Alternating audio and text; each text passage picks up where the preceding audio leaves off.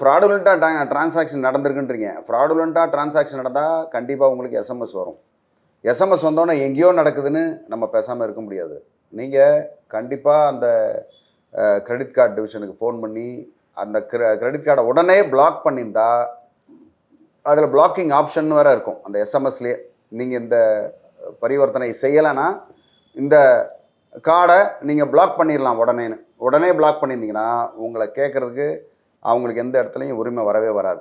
நீங்கள் ஃப்ராடுலண்ட்டாக நடந்துருச்சுன்னு நீங்கள் பாட்டு நம்ம வீட்டுக்குள்ளே உட்காந்துருந்தோம் அப்படின்னா அது வந்து உங்களுடைய பொருள், உங்கள் பணம், உங்கள் பேங்க்கில் இருக்கிற அக்கௌண்ட்டில் இருக்கிற பணம் மாதிரி தான் அது கணக்கு. ஓகே, யாரோ வீட்டில் திருடு போன மாதிரி நம்ம உட்காந்துருக்க முடியாது. அந்த இடத்துல நீங்கள் கேட்கணும். கேட்டு இந்த கார்டை பிளாக் பண்ணியிருந்துருக்கணும். சரி, பிளாக்கும் நீங்கள் பண்ணலை, புகாரும் அளிக்கலை அப்படின்னா நீங்கள் வந்து இதை கட்ட தான் வேண்டி இருக்குன்னு சொல்லி நிர்பந்திப்பாங்க. அப்போ நிர்பந்திக்கும் போது உங்களுக்கு சிவில் வழக்கு உங்கள் பேரில் போடுவாங்க.